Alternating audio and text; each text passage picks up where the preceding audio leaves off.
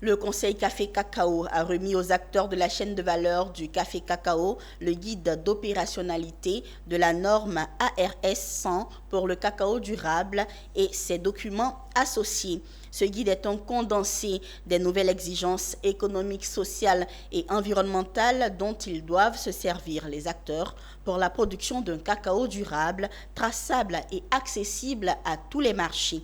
C'était ce jeudi 11 janvier 2024 au plateau Philippe Zabo. Les acteurs de la chaîne de valeur du café cacao ont désormais à leur disposition le guide d'opérationnalité de la norme ARS 1000 pour le cacao durable et ses documents associés. Ce guide, produit par le Conseil Café Cacao, est un ensemble de recommandations qui leur permettra de faciliter l'implémentation de la loi ARS 1000 pour une cacaoculture durable. Nous avons une production qui est vendue pour l'essentiel à l'international. Les exigences des consommateurs aujourd'hui sont telles que nous devons adopter de nouvelles méthodes culturelles. Il faut donc désormais,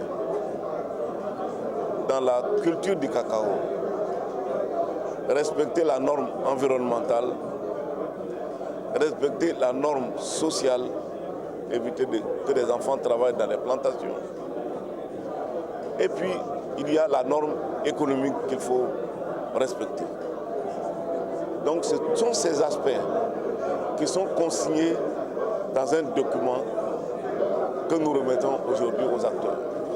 La remise de cet outil technique est l'aboutissement d'un travail qui a commencé par le recensement des producteurs et de leurs vergers, la mise en place d'un système unifié de traçabilité, la lutte contre la déforestation et enfin la mise en œuvre de la norme ARS 1000, des obligations pour accéder au marché international. Oui, c'est un document très technique, ça ne s'adresse pas à une institution en tant que telle, ça s'adresse vraiment aux gens qui sont sur le terrain pour qu'ils puissent savoir précisément ce qu'ils ont à faire, aussi bien ceux qui plantent, j'ai envie de dire ceux qui font pousser, comme ceux qui achètent. Je crois que le document permet effectivement de répondre à pas mal de questions et de faire progresser les pratiques. La norme, comme vous le savez, a été rendue obligatoire par le gouvernement à partir d'octobre 2024. Elle va servir aussi de cadre formel pour les diligences raisonnées en vue de la conformité aux législations européennes. Et je pense qu'elle servira dans l'ensemble à améliorer la situation des paysans et la durabilité du secteur du cacao.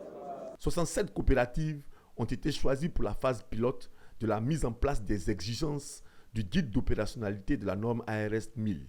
Cette phase pilote s'étendra sur la campagne 2023-2024.